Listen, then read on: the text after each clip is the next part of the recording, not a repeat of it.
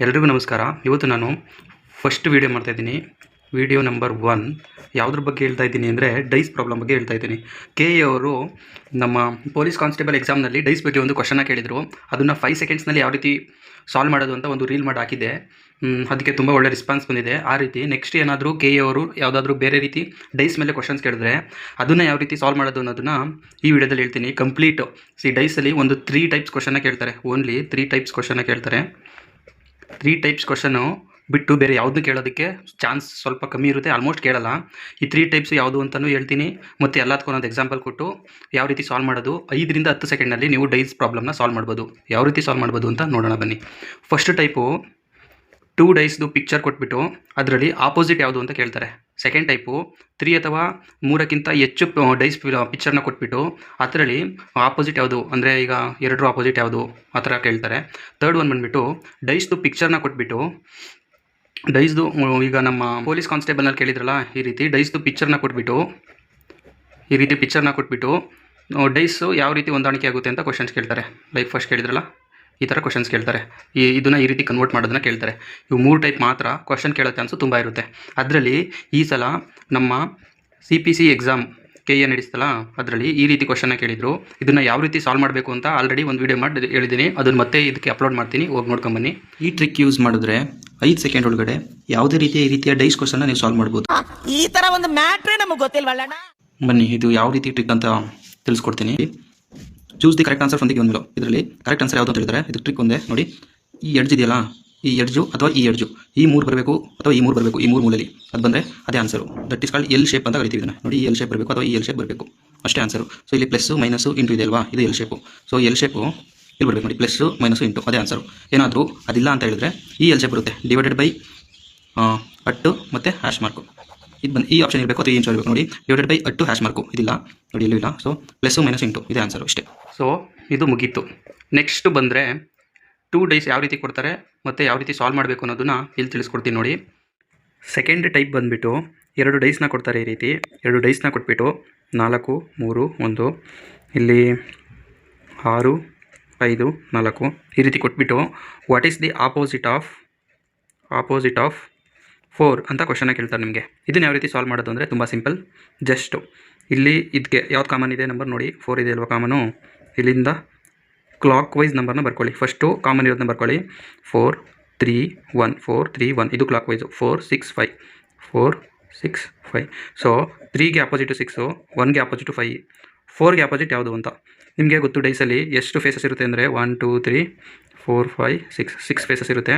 ಇಲ್ಲಿ 1 ಇದೆ, 2 ಇದೆಯಾ ಇಲ್ಲ, 3 ಇದೆ, 4 ಇದೆ, 5 ಇದೆ, 6 ಇದೆ, ಬಟ್ 2 ಇಲ್ಲ. ಬಟ್ 4 ಡಬಲ್ ಟೈಮ್ ಆಗಿದೆ ಅಲ್ವಾ. ಸೊ ಆಪೋಸಿಟು 4ಗೆ 2, ಇಷ್ಟೇ ಆನ್ಸರ್. ಇವಾಗ ನಿಮ್ಗೊಂದು ಕ್ವಶನ್ನ ಕೊಡ್ತೀನಿ, ನೀವು ಮಾಡಿಬಿಟ್ಟು ಇದನ್ನು ಕಮೆಂಟಲ್ಲಿ ತಿಳಿಸಿ. 2, 4, 1, 2, 3, 5 ಇದರಲ್ಲಿ ಆಪೋಸಿಟ್ ಆಫ್ 3 ಯಾವುದು ಅಂತ ನೀವು ಕಮೆಂಟಲ್ಲಿ ತಿಳಿಸಿ. ನೆಕ್ಸ್ಟ್ ಟೈಪ್ ಯಾವುದು ಅಂದರೆ 3 ಡೈಸ್ನ ಕೊಡ್ತಾರೆ. 3 ಡೈಸ್ನ ಕೊಟ್ಬಿಟ್ಟು ಆಪೋಸಿಟ್ ಯಾವುದು ಅಂತ ಕೇಳ್ತಾರೆ. ಯಾವುದಪ್ಪ 3 ಡೈಸ್ ಅಂತ ಕೇಳಿದ್ರೆ, ಫಾರ್ ಎಕ್ಸಾಂಪಲ್ ಇಲ್ಲಿ 6, 4, 3 ಕೊಡ್ತಾರೆ. 4, 2, 5 ಅಥವಾ 1, 6, 3 ಇದರಲ್ಲಿ what is the opposite of 4 ಅಂತ ಕೇಳ್ತಾರೆ. ಅವಾಗ ಏನು ಮಾಡಬೇಕು ಅಂದರೆ ಫಸ್ಟ್ ಇವೆರಡನ್ನ ಕಂಪೇರ್ ಮಾಡಿ. ಇವೆರಡರಲ್ಲಿ ಕಾಮನ್ ಏನಿದೆ 4 ಇದೆ ಅಲ್ವಾ. ಸೊ 4 ಇಲ್ಲಿಂದ ಕ್ಲಾಕ್ ವೈಸ್ ಬರ್ಕೊಳ್ಳಿ. 4, 3, 6 4, 3, 6 ಇಲ್ಲಿ 4, 2, 5 4, 2, 5 ಇದಕ್ಕೆ ಆಪೋಸಿಟ್ ಬಟ್ 4ಗೆ ಆಪೋಸಿಟ್ ಯಾವುದು ಅಂತ ನಮಗೆ ಗೊತ್ತಿಲ್ಲ.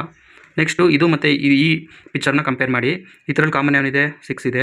6ಗೆ ಆಪೋಸಿಟು 5 ಗೊತ್ತಾಯಿತು, 3ಗೆ ಆಪೋಸಿಟು 2 ಗೊತ್ತಾಯಿತು, ಇಲ್ಲಿ 1.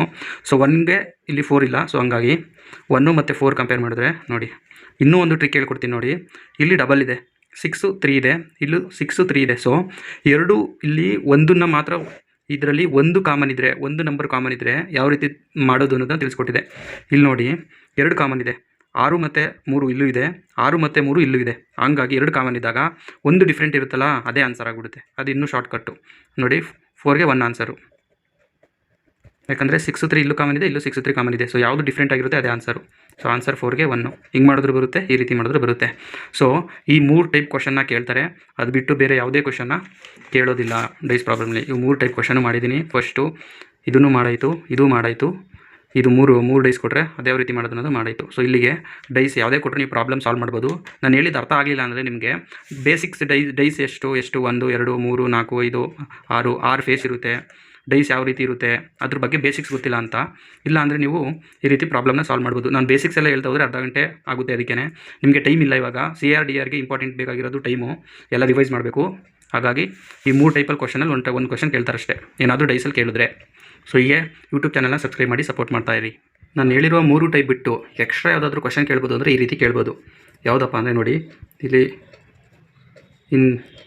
ಆಲ್ಫಾಬೆಟ್ಸ್ನ ಕೊಟ್ಬಿಟ್ಟು ABCD ಈ ರೀತಿ ಕೊಟ್ಬಿಟ್ಟು A ಆಪೋಸಿಟ್ ಯಾವುದು, B ಆಪೋಸಿಟ್ ಯಾವುದು, E ಆಪೋಸಿಟ್ ಯಾವುದು ಅಂತ ಕೇಳ್ತಾರೆ. ಇದಕ್ಕೆ ತುಂಬ ಇನ್ನೂ ಸಿಂಪಲ್ ಟ್ರಿಕ್ಕು ನೋಡಿ.